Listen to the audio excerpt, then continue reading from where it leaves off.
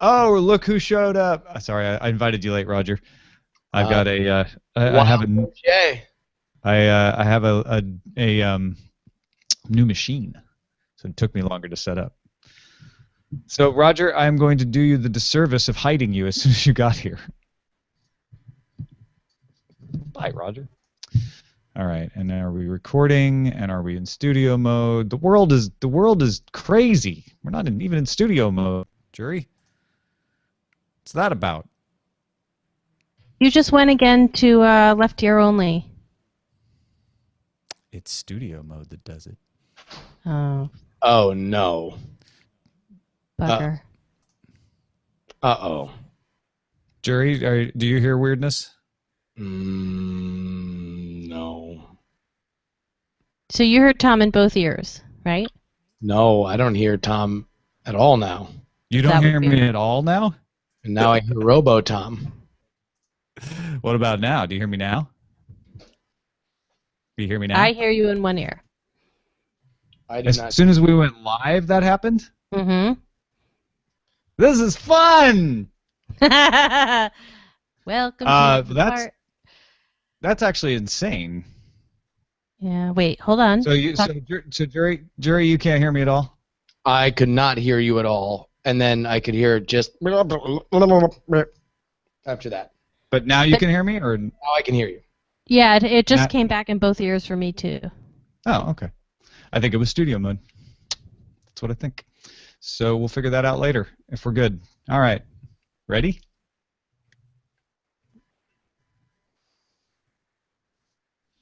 I was born ready. Thank you, Patrick. Here we go. This is Siri. The Daily Tech News Show by Tom Merritt is brought to you by all of the supporters at Patreon. If you also want to support Tom, go to patreon.com/acedetect. That is patreon.com/ACEDTECT. And thanks as always for listening to the Daily Tech News Show.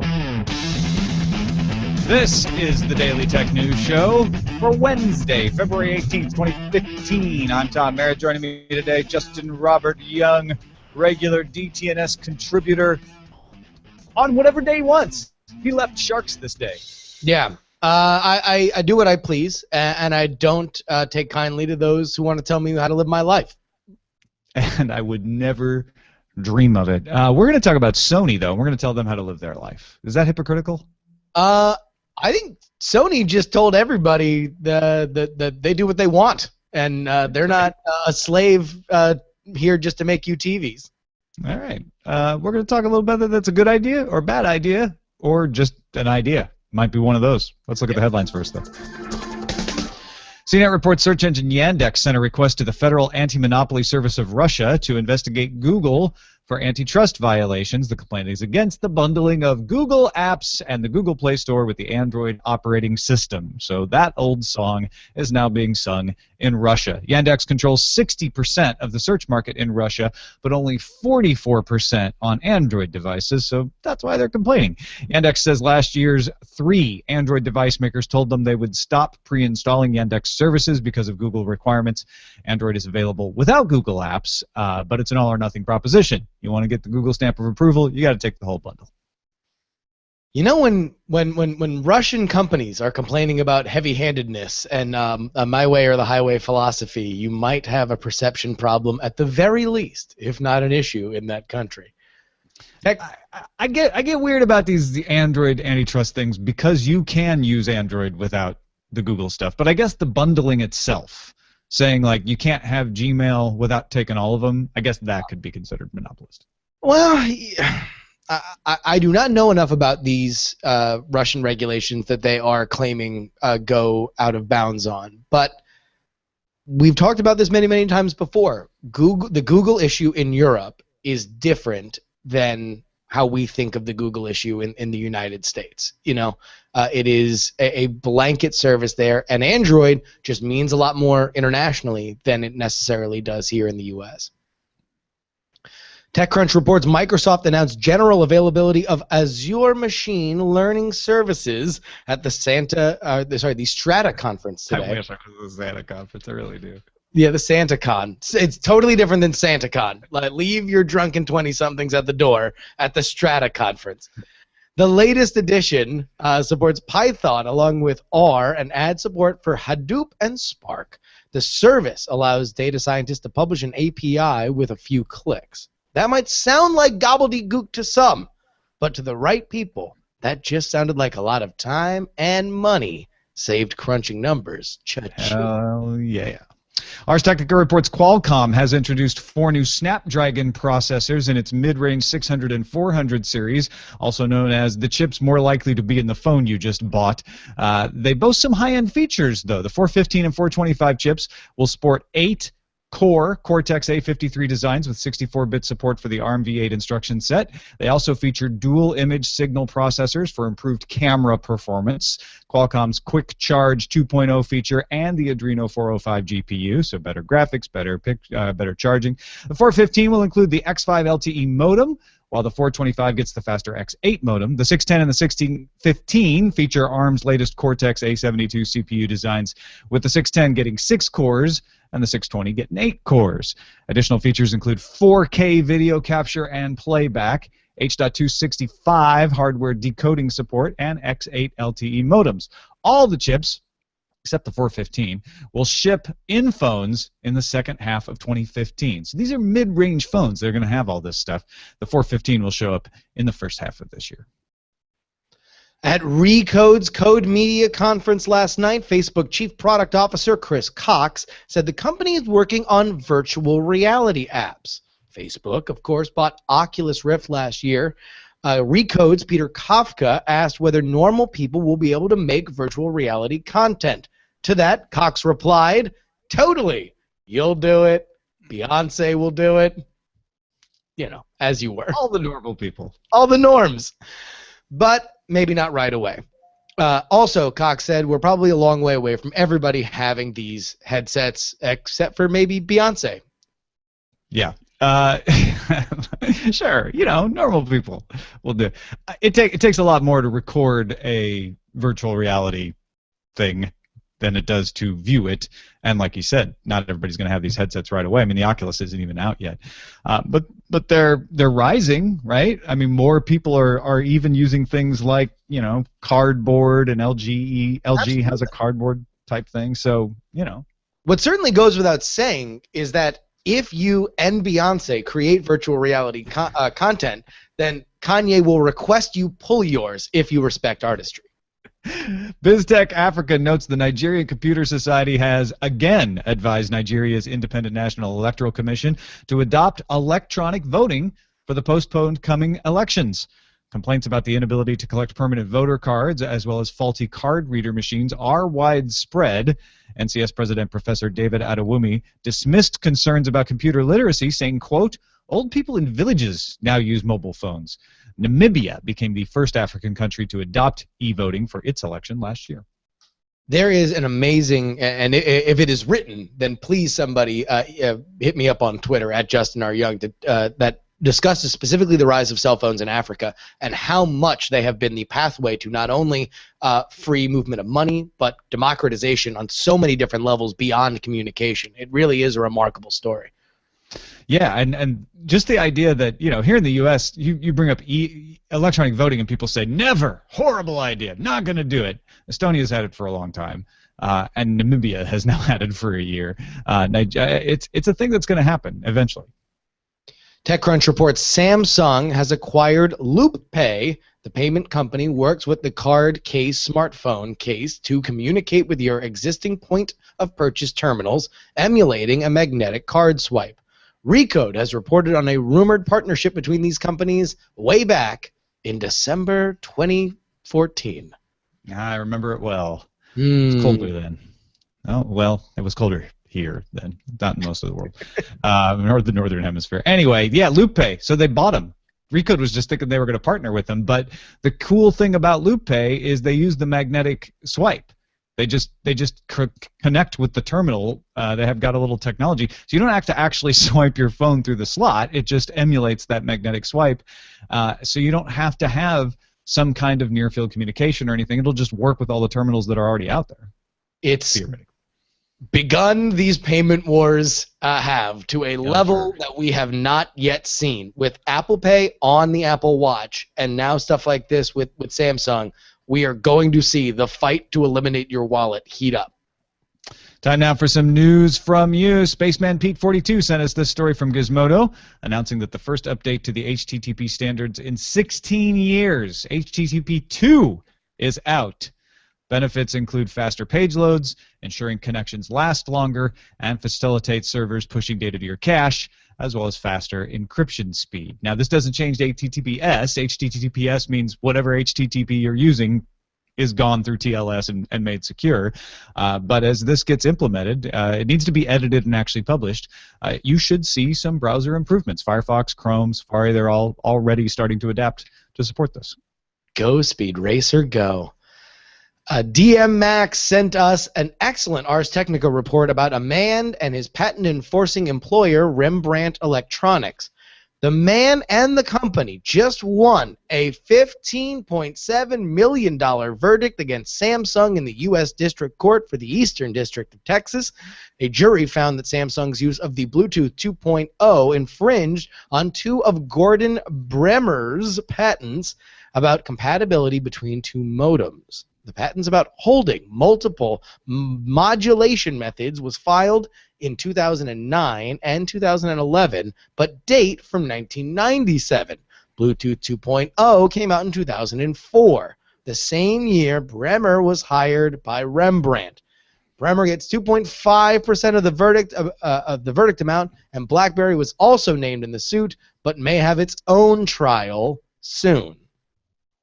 If you're interested in this at all, go check out Joe Mullen's article about it. Ars Technica. He's got a two-pager about it. It's really good. You know, it's you see patent troll get tossed around a lot. These kind of conversations. Where do you land on the grand? If you're going to rank what level of troll this patent situation is, you know, it doesn't seem as super cheesy as some of the worst offenders that we've seen, right? I don't know. Rembrandt only does lawsuits. They hired Bremer specifically to come up with patents or to use patents he already had to fight lawsuits. So they seem to be fairly much about patent licensing, not making stuff, and that's what people usually call a patent troll, somebody who doesn't actually use the patents that they hold. However, I don't know. The timing is just odd. 2004 Bluetooth 2.0 comes out. Bremer said in the lawsuit, I had an aha moment when I read the Bluetooth spec and said, hey, that's what my patent from 1997 does. And yet, he doesn't get them actually filed until 2009 and 2011. And 2004, the year that Bluetooth spec is out, is the year that Rembrandt hires him. So a very possible scenario is he goes to Rembrandt and says, hey, I've got a patent for the, that'll still be a priority date of 1997 that you could probably use to make some money off of. That's my guess. Well then, I stand corrected. He has made them pay the troll toll.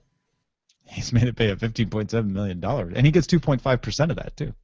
Yeah. Captain Kipper sent us the GigaOM article that Swiss scientists have discovered a way to save data as DNA for millions of years. Data storage in DNA was achieved 2 years ago, but it degraded too quickly to actually be used. Inspired by the recovery of DNA from a frozen mammoth, the researchers found that if you encase DNA in glass to mimic fossilization and then drop the temperature to 0 degrees Fahrenheit, boom, 2 million years of data storage. 1 gram of DNA can potentially hold up to 455 exabytes of data. That's 455 billion gigabytes. So, I don't know. The 1 terabyte Toshiba Canvio is probably still more affordable. Making a DNA data pool is pretty expensive. I can't wait until the updated version of the Mr. DNA film from Jurassic Park that all of this information. These dinosaurs were storing data the whole time. DNA! I do think I noted in this study as well, at 50 degrees they could store it for a couple thousand years. So you don't even have to have it super cooled. You could have it at a cold room temperature, not quite room temperature, and still get good usage. So this is gonna, this is gonna take a few years to get into practical use. I mean, and who knows if it ever does, right? I mean, this might always just be a driving your car with your feet situation where it is impressive, although not necessarily practical. But it is a super fun science fiction-y kind of premise, though. This certainly feels like something that you would find in a Peter F. Hamilton story that, we are storing all this in a DNA module. I think this will end up being practical. Whether it's practical as in like, oh, our computers all have DNA in them, maybe. Yeah, I think you're right, maybe about that. But this will have some kind of industrial use or research use. Sure. Yeah, that's what I think. I'm going to keep thinking of it. That's a look at the headlines. All right, so Sony had their earnings report yesterday, and they did well. But what Kaz Hirai, the president and CEO, had to say was of much more interest, which is about how he's going to make them do. Sony wants to boost profit by 25 times by 2018. They're going to invest for growth, targeting return on equity of more than 10% and an operating profit of at least 500 billion yen. Now, if he were to achieve that number, that would be the best Sony has done since 1998. They have had 10 straight years of losses at this point. They're forecasting an operating profit instead of a loss for the financial year that ends March 31st, which is a good start. Stock market's reacting like they believe them. But the interesting thing to us, to Jury and I, is that he said, we're going to focus on our camera sensor market, which if you have an iPhone, you probably got a Sony camera sensor in there. That's where they sell most of their camera sensors, and they're making bank on those. They're going to focus on Sony computer entertainment, specifically the PlayStation, and using the PlayStation to make money, and on entertainment, which would assume means Sony Pictures Entertainment for the most part, TV and movies. He would not rule out an exit strategy for phones and TV. TV was spun out as its own company last year. They actually sold off their PC business, Vaio, to Japanese industrial partners last summer. So the first Vaio Japan industrial partners models came out recently. And they announced, spin off their video and sound division. That's the division that makes headphones and Blu-ray players and stuff like that. Hirai said Sony's going to push to expand its PlayStation Network user base while focusing on areas such as streaming music. So, Justin, what does Sony look like to you at this point? Well, I think the two things. First, in the completely false narrative division, I think that this is a tremendous whiplash for the negative press they got for their Google Glass knockoff yesterday. I mean, a real 180 for them to just completely start slashing total divisions. In all seriousness, I think the question with Sony is, what aren't they anymore? This was an announcement about clarity, not necessarily doing new things, but let's refocus and double down on things that they do very well. Eli Patel at The Verge made the case that they are not an electronics company anymore, and I would go further with that to say that they are the death of the concept of an electronics company. It's gone are the days when you have just the one company that if it plugs in or charges, one company will be involved in all of it, especially for personal entertainment. That's not Sony anymore, and I don't think it's anybody. Yeah, I wouldn't go so far as to say it's the death of the electronics company, but I will agree that it is the minimization of the electronics company. It's been going on for a while, and you can never point to one event and say Sony is what killed it, but I think it's a great and probably the most prominent example that electronics are becoming like what we call white goods in the industry, but essentially appliances, right? You don't hear about great new laundry, refrigerators, microwave ovens, crock pots unless they've got some kind of smart spin on them, right? And so as Justin and I were talking about this earlier, I realized Internet of Things, network, cloud, that is the new hotness in consumer electronics. That's the new electronics company. If you're just making devices, audio, video, televisions, that's becoming, if it isn't already, like laundry machines and microwaves and toasters. So the question is, if their new strategy is let's take things that are not only profitable for us, but notice all of the things that they are focusing on are high margin. They are not commodity markets where they need to get into a knife fight with anybody who wants to put together a knockoff using super cheap Chinese manufacturing anymore. Is this the future for other companies like Sony that, like maybe let's just leave this commodity stuff to the people that are going to scrap and claw and be happy making pennies per purchase? Yeah, and when you look around, Microsoft's moving into the cloud, right? They're different. They're taking a different direction from Sony, but it's for the same reason. They're saying, you know what we do? We do services. We provide Azure. We provide data processing. We provide Office. We provide services to people, and we're going to double down on that. That's what Patrick Beja and I were talking about yesterday. And what Kaz Hirai is trying to do with Sony is like, well, we don't have services, but what we do have is entertainment. And entertainment as a service is one path forward to them. And I think focusing on the PlayStation is an element of their belief, and I think Microsoft has the same belief regards to the Xbox One, that if you can control the living room experience, you're going to control a big chunk of people's entertainment options. So let's start talking about that. What is the future of the Sony Entertainment Company? They are not far away from creating, they already have the PlayStation Network, they're developing original content, they create content for partners that have increasingly less money to spend on them, although there is a wider marketplace for people who buy television and movie content than there really has been over the past 10 years. It would not be crazy to think that Sony has their own, or really tries to position the PlayStation Network as not an add-on and a reason to buy a Sony PlayStation, but maybe its own over-the-top service like a Netflix or an Amazon Prime or something. Well, they're doing the PlayStation View, right? It's exactly what you're talking about. Over-the-top service.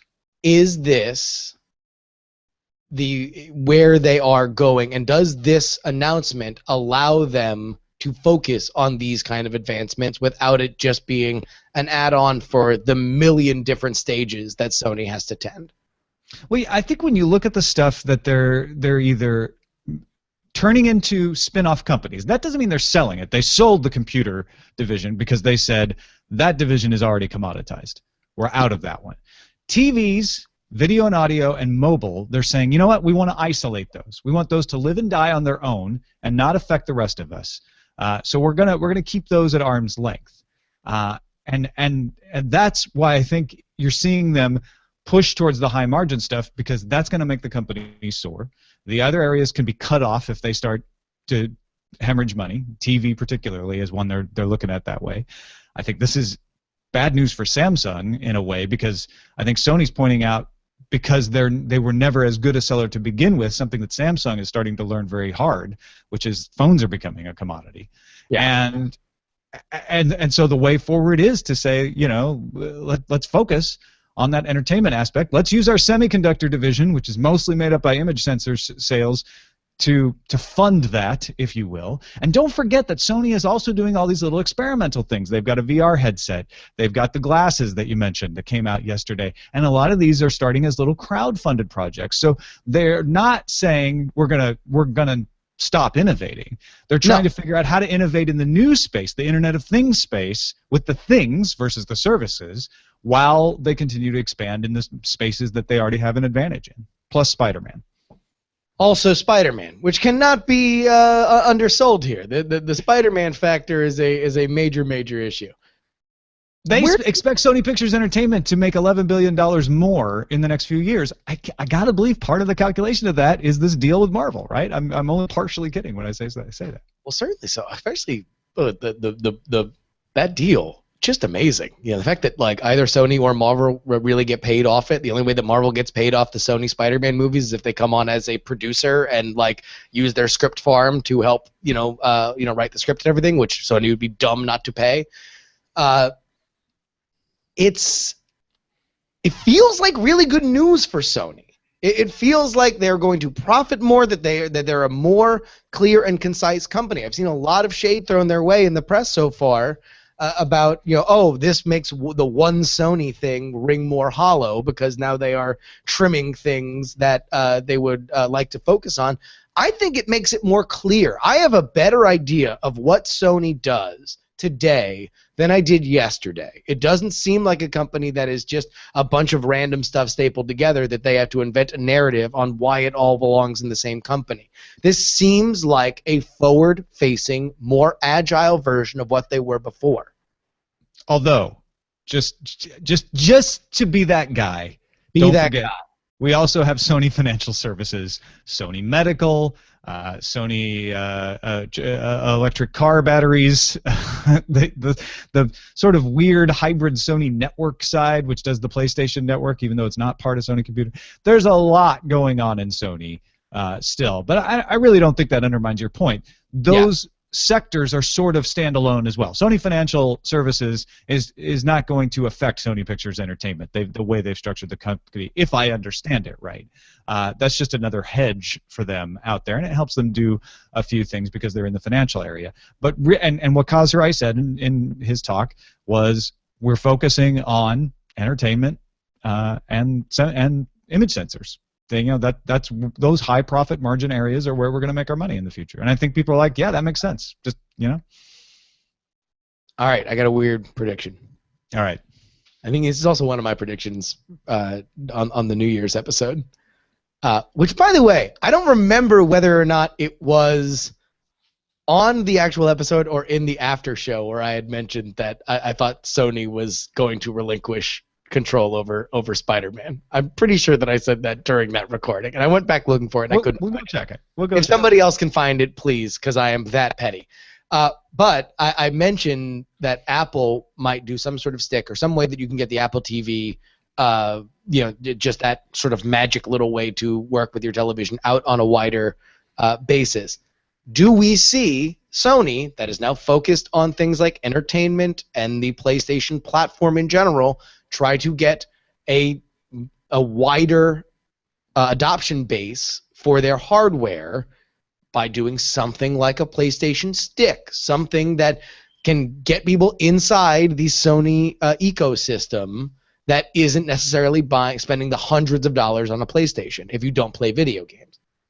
It would be the logical next move after the Sony PlayStation TV or PS TV. Yep. To say, like, if that idea catches on, maybe that's what stops your prediction from being right, is if they're like, that was a failure. But if they make enough on that, yeah, maybe. Or maybe they make enough on it to say, well, that didn't work, but a stick, people love the sticks because they're cheap. Maybe that works too. I think we're just going to need more HDMI ports. We're just going to have to have 50 HDMI ports. Wireless HDMI cannot get practical soon enough. Oh my God! Cannot wait. All right, let's get to our pick of the day. It comes from our boss, Cappy, from It's Cold for This Time of the Year, Tampa, Florida, who said he just stumbled across something that he thinks listeners might like. While adjusting some settings on my Chromecast, I found an interesting option in the settings. Once you select your Chromecast from the Chromecast app, it's called Check for Offers. Upon inspection, I was offered 5 deals and surprised to find a $6 gift card for a Valentine's Day movie and the original X-Men movie for free. Just guessing, but I bet the V-Day offer is time sensitive and that offers change over time. And in fact, I'll add to Cappy's tip here, Chromecast.com/offers. You don't even have to go into your settings. You can just go there, and right now, as we're recording, you can enjoy a Valentine's Day movie rental with $6 Google Play credit when you purchase a Chromecast, as long as you do it by February 21st. So Valentine's Day lasts a little longer, according to Chromecast. It's still there. Also, the Google Play Music 90-day unlimited, an Epic's trial membership. It's kind of cool. Thanks, Cappy. Good tip. Yeah, pretty rad. Hey, go visit Cigar City before they get bought. Send your picks to feedback@dailytechnewsshow.com, please. And you can find my picks at dailytechnewsshow.com/picks. Got a couple emails before we get out of here. First one from Jan, also one of our bosses, regarding our discussion yesterday with Patrick about encryption. He said, I would like to direct you to Security Now, episode 491, where Steve Gibson explains that backdoors are possible and still have security. Very simplified, it boils down to encrypting everything twice. Once for the original recipient and once for the government. There are still some practical problems, like how to keep the government keys really secure and how to handle multiple governments, but from a technical standpoint, backdoors are possible. while still keeping the encryption strong. And Mark wrote in separately with the same point and added, yes, this is unpleasant to many people, and trust of law enforcement is a big factor, but it doesn't do anything to weaken the encryption or make it easier for bad guys. It just makes it easier for law enforcement to decrypt what they need to. Of course, the smart bad guys will be the ones who send encrypted information without the second key, so it will be mostly useless to catching them, and anyone normal who cares will also send encrypted information without the second key, effectively making this only moderately useful overall. Those are great points. Thank you, Jan. Thank you, Mark. The only thing I would add to that is that key isn't, you know, once you have a key out there with anyone, if someone can infiltrate the government, then they could get the government's key. But that is a fairly unlikely scenario. That's why the key system usually works, because people can't get your key. And Christian wrote in and said, hey guys, great conversation about Ballmer and Nadella during yesterday's show. Wanted to convey how I've come to think about the new Microsoft. You were right on when you said that Ballmer optimized for revenue, which he generally did pretty successfully. Unfortunately, he did so at the expense of dominance. One day, Nadella will hopefully be in a position to optimize for revenue once again. But right now, he needs to focus on the far more fundamental issue of relevancy, the spring from which most revenue in the tech industry flows. Ironically, Microsoft is like an operating system that has been cramming in features without considering things like performance and robustness. It's time to push a few maintenance releases to get back to basics and reinforce the foundation before adding too many layers. It's a good metaphor for Microsoft, don't you think? Yeah, you know, I think there's also kind of addition by subtraction. You know, like focus. I think where Ballmer was unable to innovate was predicting where things were coming next. So I guess optimizing revenue was a great way of looking at it. He was looking at how he could get the best out of what they had.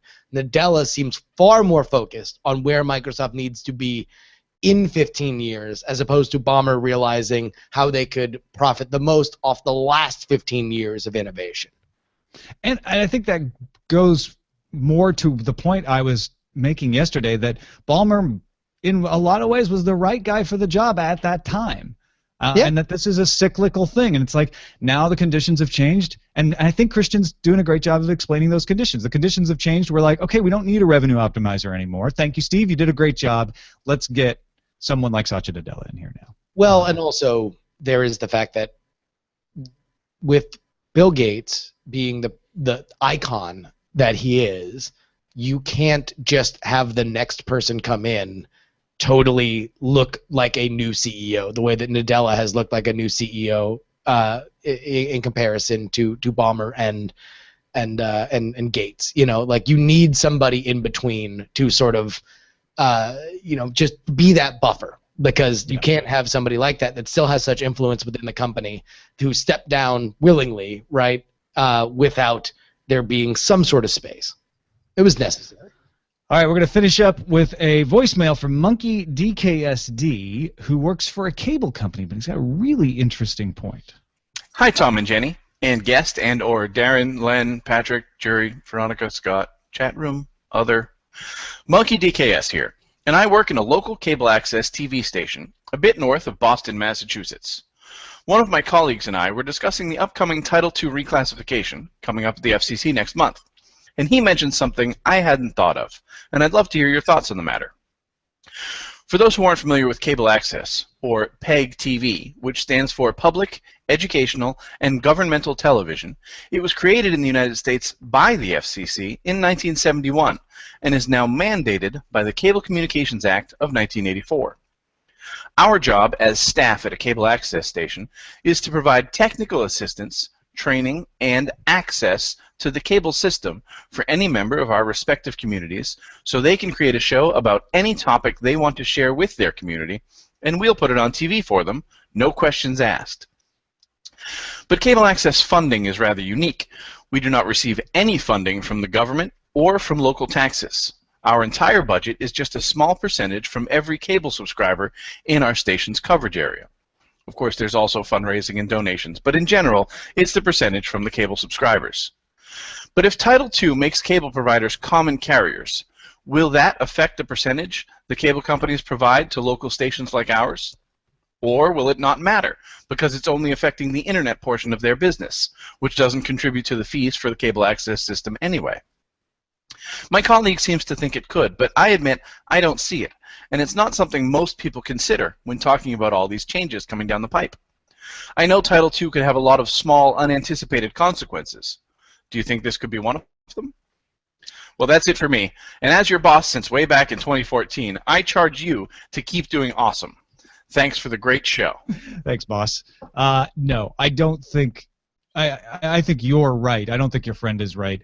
The fact that you provide cable access based on the 1984 Cable Act, and that cable systems are an information system, not a telecommunication system, means that classifying ISPs as Title II is not going to impact cable access at all. I think an interesting question that he brings up, though, Justin, is what does happen to cable access? I mean, that is a service that a lot of cities provide for seeing city council meetings or getting public service information out there. We may not think about it a lot, but the internet doesn't provide naturally a way for that. I guess city websites are that. Yeah. I mean, I guess it'll make the Wayne's Worlds of the world look like pamphleteers, right? Just a Yes. bygone era of getting the word out. It's interesting because I don't think in 10 years people will understand what cable access meant. You know, when I was growing up or when you were growing up, you know, it was this avant-garde, kind of bastion of art that really laid the framework for a lot of YouTube stuff. You know, like it is, you know, so many people even now, like doubletoasted.com, formerly spill.com, they were guys who came out of Austin Cable Access. It really came out of Austin Cable Access. Came out of Austin. Really, it's really Austin Cable Access is what we're really focusing on. No, I agree. I don't know if the law of unintended consequences will necessarily affect it any more than just the relevancy of why people would want to go to a place to use technical equipment as opposed to using the technical equipment that is in their phones, on their laptops already, to put it out on YouTube, which is a more crowded discovery space. And that is actually what my wife does for YouTube. They provide a space for people to come who want to use equipment. Like it's kind of that cable access model in a lot of ways. I don't know if she appreciates me saying that. I mean, for the elite, though. For like the 1% of YouTube. If you have 5,000 subscribers in New York, you can go use that one. It's 10,000 here in LA. It's different. I think it's 5,000 in London. It's still you still have to build it up yourself, though. Unlike cable access, where you could just walk in the door, take a class, sign a waiver, and you're on your way. It's 200 in the YouTube space in Des Moines. There's no YouTube space. They don't have it yet. Yeah. That is it for this show. Justin Robert Young can be found at twitter.com/Justin R. Young. He is the host of Night Attack, Weird Things, Jury More, and more. Yeah. Justin, what in particular would you like to nudge the people towards today?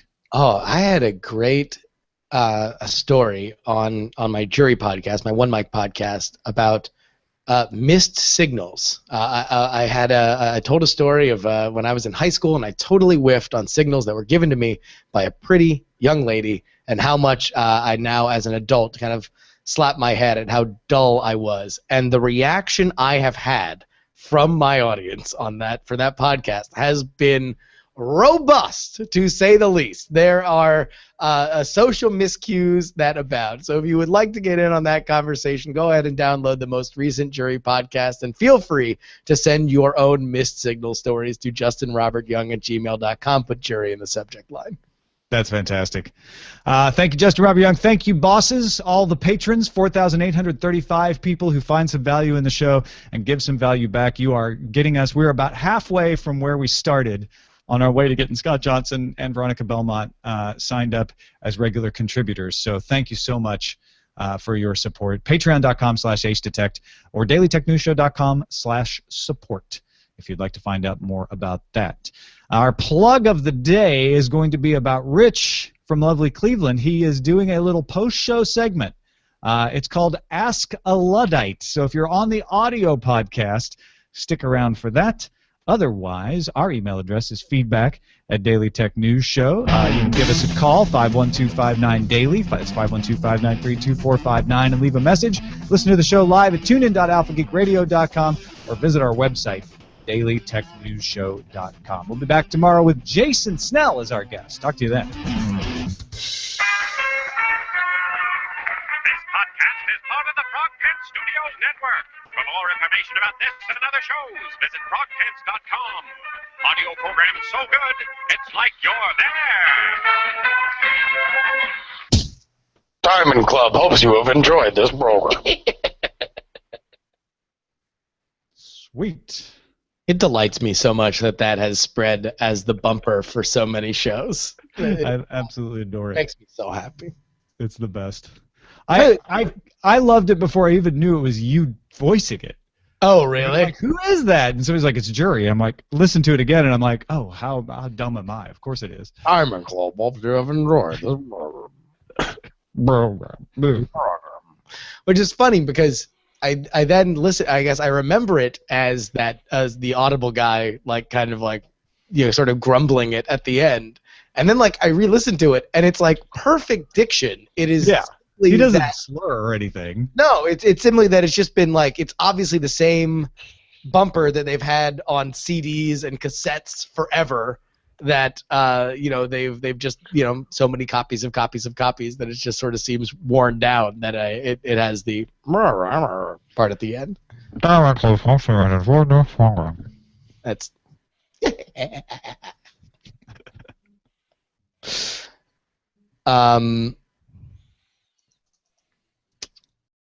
So Dark Redeemer has a question. Yes, Dark Redeemer. What is your question?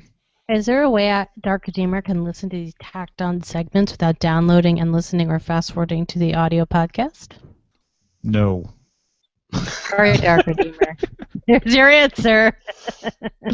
There could be. It's always one in every crowd, isn't there, Dark Redeemer? I suppose. Sure. Actually, Rich and Lovely Cleveland is perfectly welcome to make them available in whatever way he wants. We could make them available. Well, I think he says, is that intended to get more audio podcast downloads?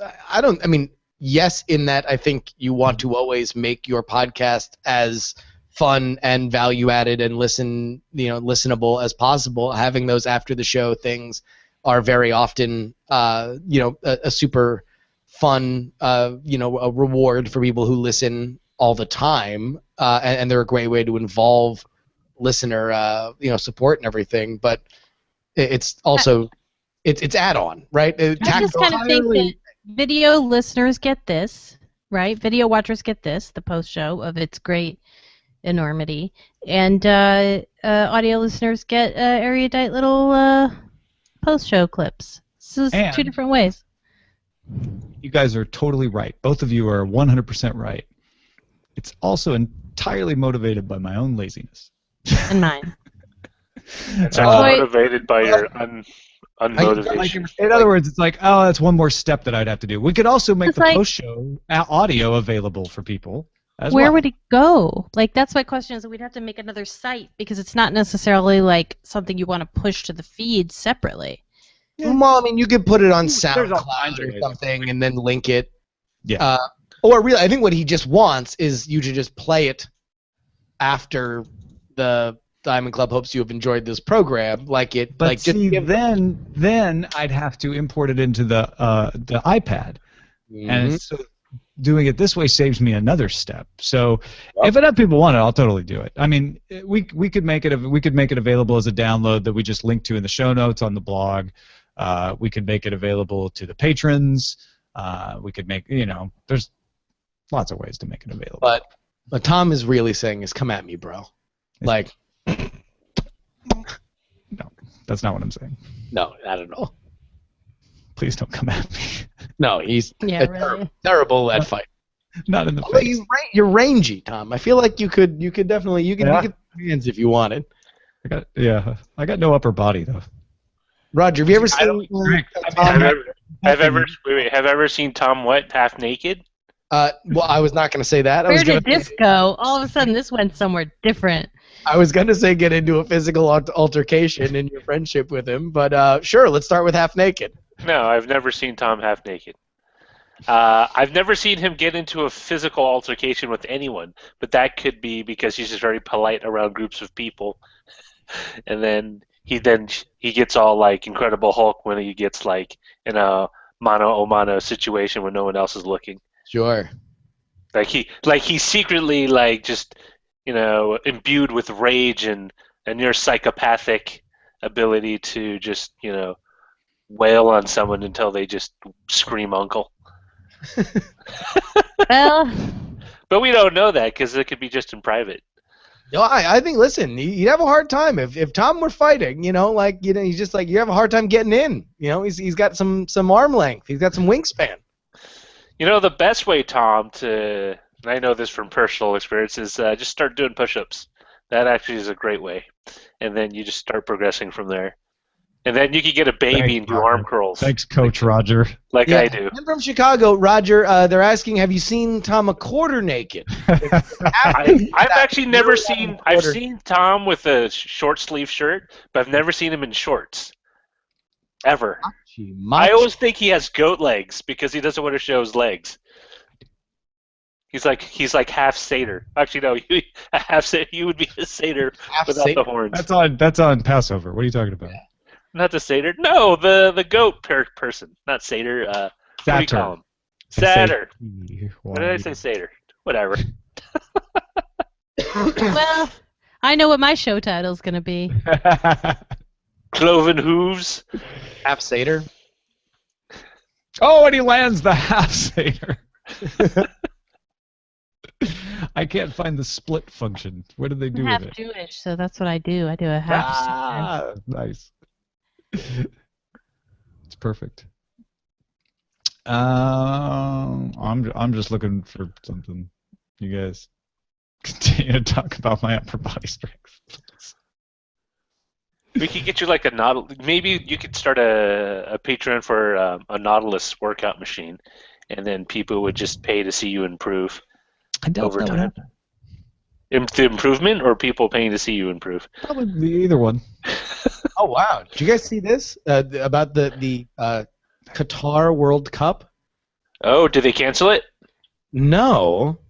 It will, however, not be taking place during the traditional summer months, but rather in 2022, it will be in November and December. You mean when it's the least scorching hot?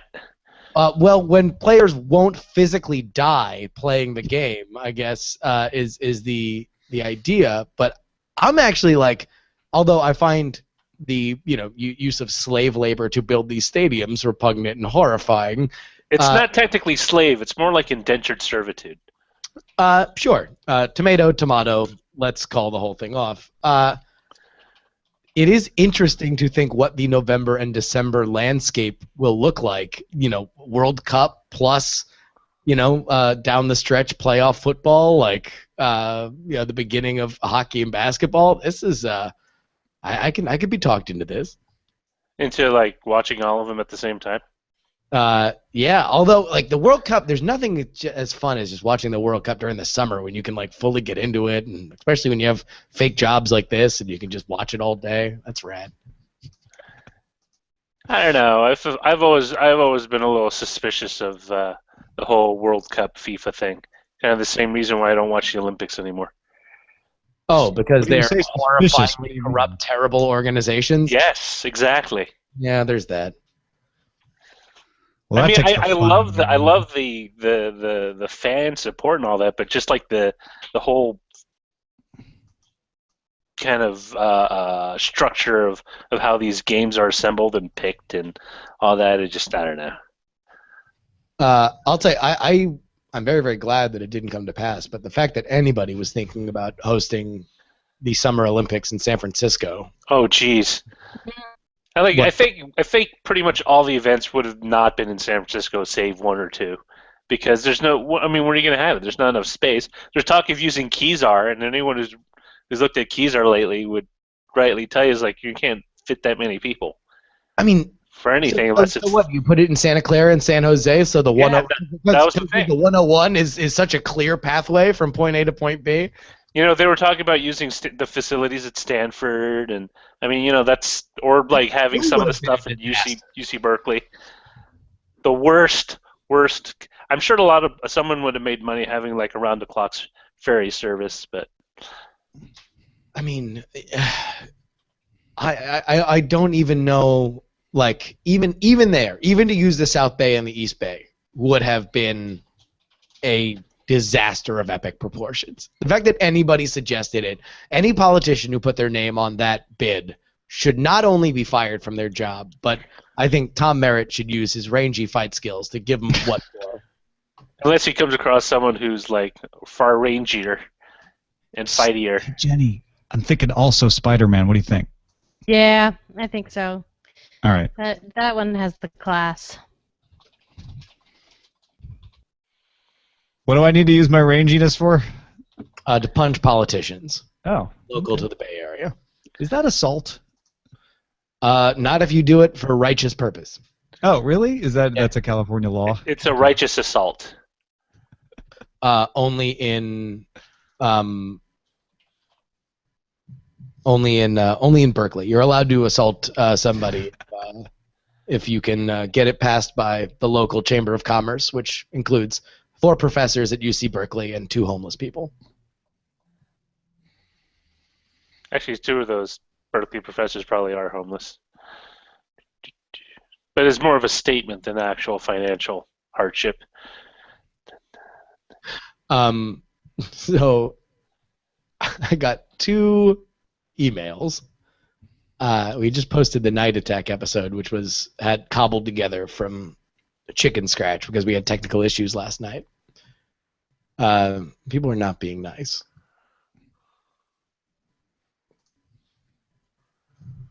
People are not being nice? No, well, one person's not being nice, and he ends it with asking if Brian's gaining weight, which it's like, come on, man. What are you trying to ruin my life? Trying to ruin Tom's life? Give Brian a complex about his weight? Come on. He does not need that. Does not. No. Because he does not have a problem. No. He does not. He just one way or another, just come on the show and be like, dude, the fattest I've ever been. And I'm like, well, you look like Brian. And then he'll come on 2 weeks later, but working out every single day, running a triathlon every single day. I'm in the best shape I've been in my life. Kind of still look like Brian. Now, I know it matters for him. I know that I don't want to take anything away from his personal journey, but please, for God's sakes, leave the man alone. He's on a journey. Television, being on actual television does that to your head. I'm friends with an actress who is on a really super hit ABC TV show, and how she looked before being on the TV show was absolutely beautiful, and how she looked after it was absolutely beautiful, but skeleton thin. It just does it to you. It's TV. Yeah. Yeah. They get you. Yeah. I certainly understand that, and it's rough. TV is a weird thing.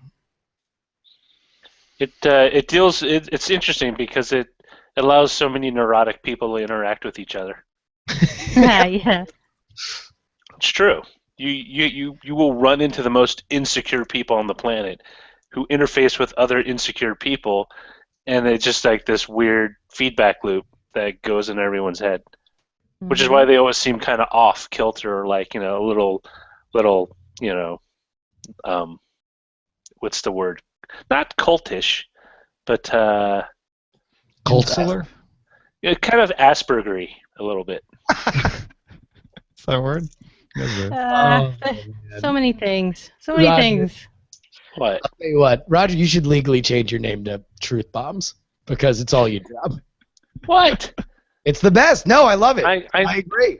I don't know if I'm saying it out This loud. is exactly how I talk in real life. I know. I'm not. Listen, I think you are about that life. You are about that truth bomb life. Like there is no difference between the Roger that appears on the internet and the one that is in meat space, and it is what I've always admired about you.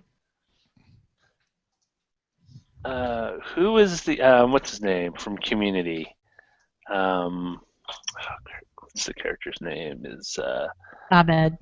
Yeah, Abed. That's what Eileen always calls me, Abed. Does she really? Yeah. Oh, when we were working together, it's like, Roger, you're totally Abed. You guys are exactly alike. You don't have a filter. You say exactly what's in front of you. Yep. You know, it's funny now. I'm sure it'll get me in trouble later.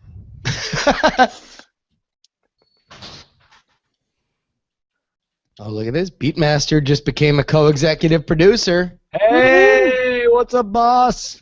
Congrats. You know what I was thinking that you guys could do, maybe set as a Patreon level, is, you know, because you have the Frog Pants bumper, you have the Diamond Club bumper. Mm-hmm. You know, maybe at a certain Patreon level, you could have people make their own 2-second bumper that would go after the show. Now, you want to cap it, right? Because you don't want 90 2-second bumpers or whatever. A Beatmaster production, something like that. You're talking. Yeah, I mean, maybe you know, it's you know, there, or maybe it's always one, and you just rotate. Yeah, right. Per week or something like that. It's like the sit ubu sit. Exactly. Yeah. Right. But you, or like the mutant enemy, like grr, hard. Mm-hmm. Vanity cards. Exactly.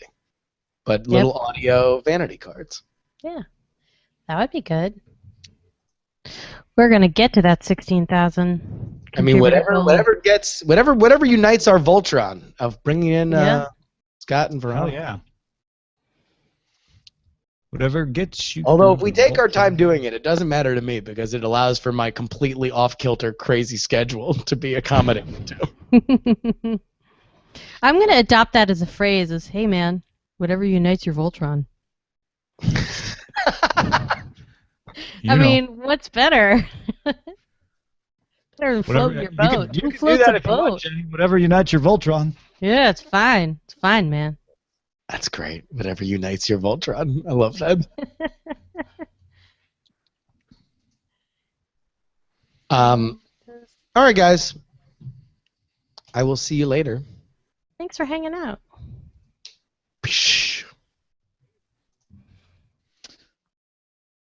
Did he leave?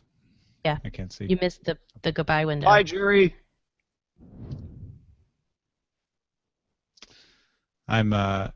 Everything's taking twice as long today because it's all new on this thing. Oh. What? All right. Deal with that in a minute. I'm going to say that's it. Thanks, everybody. Goodbye, video. Have a lovely day. Oh, video.